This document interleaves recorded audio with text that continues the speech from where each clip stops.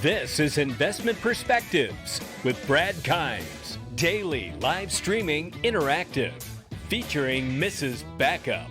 Subscribe, hit the notification, smash the likes. Now, here's Backup Brad Kimes. Come on in.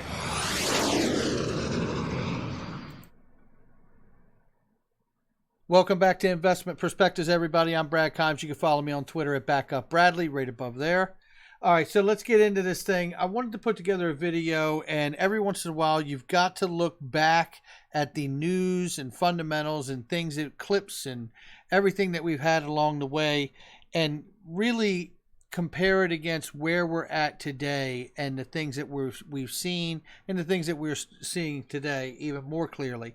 And I think doing that helps us to get a clearer image about where the investment's going and what the idea of everything is. So, all right, with that in mind, I wanted to talk about the fact that I have not been shy about the fact that when it comes to XRP, I feel like XRP is going to be a digital asset that is a part of the framework of the entire digital asset space. So we're going to talk about that, as well as the market infrastructure of Ripple and XRP, and that, I believe, speaks to why the price is where the price is, and that the success of Ripple, the blockchain infrastructure company, has certainly outpaced XRP to date, and it is the natural order of growth for Ripple and XRP as a decentralized asset that it happened in that path. Okay, let's go ahead and get started, and let's talk about this first clip here that we have from Crypto Poet. This is an older clip of Ashish Birla. Let's listen to this. The last component is regulation, and you can't work with in payments without talking about the regulatory aspect. We've been working with central banks from around the world, Sama in the Middle East, Bank of England, two examples that we've done pilots with to show the benefits of using blockchain technology to more efficiently move money. It's a big education project. This is something that we started 5 years ago, the conversation, the education. I think now other blockchain companies are starting to realize that you can't really innovate without taking the government and regulation in stride. We've been doing this for about 5 years. We have 40 different relations across the world to make sure that we're adhering to local regulations and standards as well. Okay, so really laying it down about the market infrastructure, you're not going to be able to have that massive adoption unless you bring the governments and the regulation with it. Well, let's just look at some of that. If you remember, Instarem, a company founded out of Singapore, a fintech company offering cross-border payments and whatnot, is now called Noim. And Noim has just put out a PDF here, which is pretty darn interesting. And thank you to James Rule XRP for sharing this with me. This is a really, really great article. Let me get back to the beginning just so you can see the beginning of it, and I'm going to take you to specific parts in it. So, okay, so here it is. The Smart Payments Tracker, June 2020.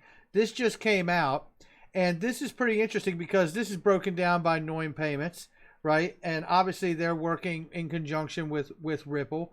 But what we want to look at here is I want to go to this specific section, and let me get to this page rather quickly here if I can. So, okay. Yeah, just one more page here. And let me start right here. So speaking of working around the world and the globe and with different governments, let's look now at what's happening with the federal bank team in India and MoneyGram right here in this section. When it comes to payments and cross-border remittance, India is the largest recipient of remittances in the world, receiving $82 billion in 2019 from its expatriate workers. Kochi-based federal bank is working to simplify and accelerate these remittances and other cross-border payments by partnering with MoneyGram payment systems, allowing federal bank's customers to receive deposits remotely without visiting a bank branch. Right? Now, I'm just going to kill it right there. We got it right there. Let's move to the next section here. Ripple brings instant remittance to Bangladesh by partnering with Rakbank. The partnership with Federal Bank is one of Ripple's many ongoing initiatives in Asia. The organization is also embarking on a joint initiative with the UAE-based national bank, Ras Al Khaimah, PJSC, let's go with that, Rack Bank, to bring instant remittances to Bangladesh until June 30th.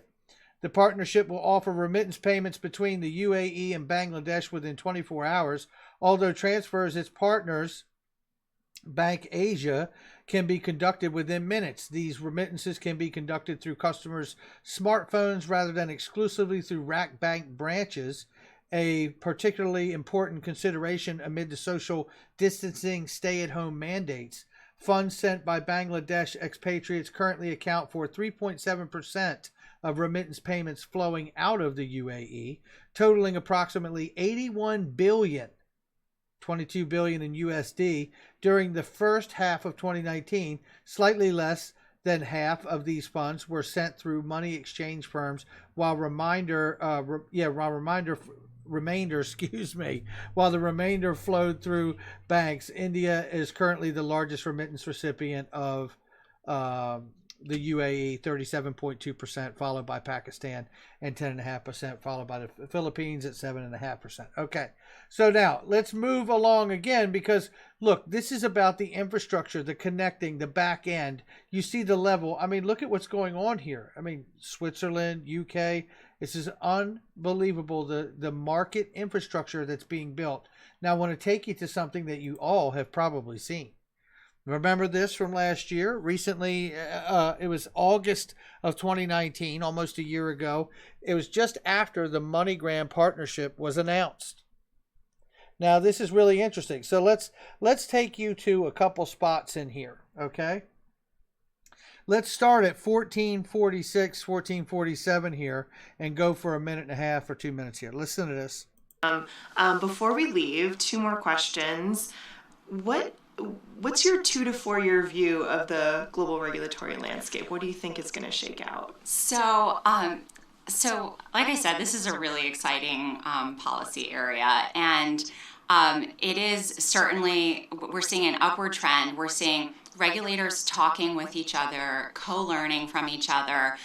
They're adopting new frameworks, and really, I mean, they're doing a great job. I think there's a lot more work to be done, and I think Ripple is very excited to play a role in helping and to explain to the extent that we can be helpful about our products and our technology solutions and being in the fintech space, and we're helping with the blockchain narrative and explaining how that works to policymakers.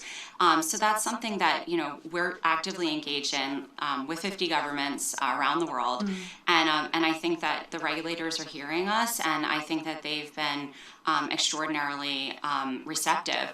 I think from a U.S. standpoint, the U.S. I think is trying to provide some more clarity, which I think is a very positive development, because at the end of the day, there's a significant risk there that we'll lose business to overseas. And what does that mean? It means we lose innovation, we lose tax revenues, and we lose jobs, and that's not a good outcome. So there is a significant risk there if we don't get it right in the U.S. But globally, I think regulators really, on the whole, are doing really well with this. Okay, let's go back and catch this. How that works to policymakers. So that's something that we're actively engaged in with 50 governments around the world. 50 governments around the world. We just heard Ashish Burla also talking about 40 connections around the world. Time may have been before or after, who knows, right? It doesn't matter. The point is, you're seeing the adoption with the implementation of what Noam is doing, now connecting and making these connections clearly with the largest banks in the UAE and in India, right? Remarkable growth. We see a call to action from Switzerland. The market infrastructure that's being connected here with the use of MoneyGram being tied into all of these entities. So you could literally have someone, a citizen, who can actually get access to money without having those enormous fees and not even opening a bank account, because they can receive it to their phone. Market infrastructure of the new digital asset space. The ILP, the XRP ledger. I have not been shy about this, and I'm not going to be shy about it. I believe everything has to run, transact, or go across or be stored eventually on the XRP ledger. It is the universal ledger, as Greg Kidd said in the interview with Digital Asset Investor. The world doesn't need just XRP. What the world really needs is a universal ledger, a decentralized ledger like the XRP ledger, to be able to track and house all assets of value, whether it be fiat money, commodities, stocks that are tokenized, or any other thing, commercial, real estate, property. It doesn't matter. What we need to really make this truly take flight is the adoption of the ledger, and then everyone can tokenize whatever that asset is. Okay, let's keep this going here. One quick second. Let's go back to this clip, and let's go to one more important part here that we need to listen to.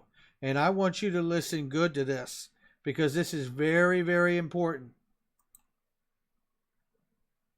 Think of that proposed project in the context of RippleNet.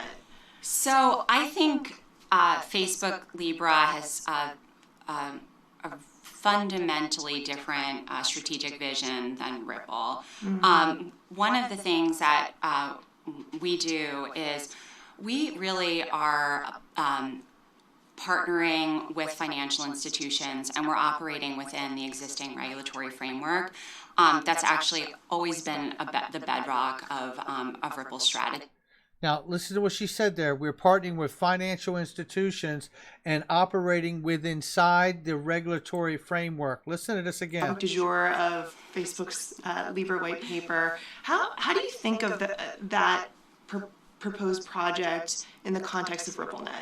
So I think Facebook Libra has a fundamentally different strategic vision than Ripple. Mm-hmm. One of the things that we do is we really are partnering with financial institutions, and we're operating within the existing regulatory framework. Oh, the existing regulatory framework. This takes me back to when Brad Garlinghouse talked about being behind the firewall at the New York Economic Club when he spoke there and said, we're already behind the firewall. They're operating within the existing regulation with the financial institutions. What is it that XRP is actually waiting on? Very interesting. Listen to this next comment. That's actually always been the bedrock of Ripple's strategy. That's something very important to us. The other thing that I think sets us apart is that we're really changing the infrastructure for cross-border payments, and we're not consumer-facing in any way. So I think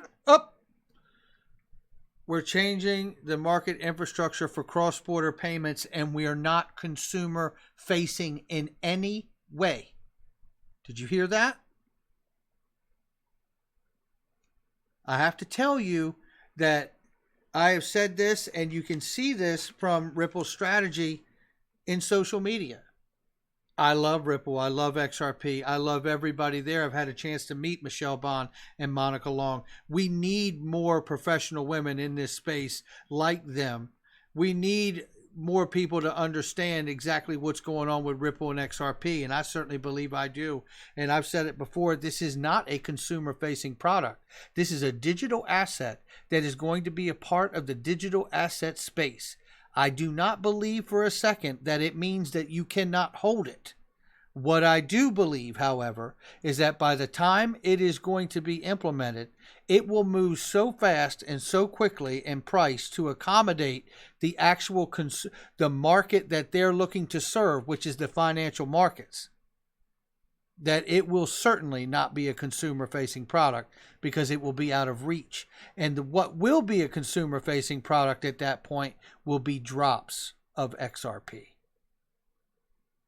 All right, guys, that's going to do it for me. Remember, you got to turn around and look at yesterday sometimes to see a little more clearly what's going on today. If you hit that like and subscribe button, if you like the content, please share it. We will catch you guys on the next one.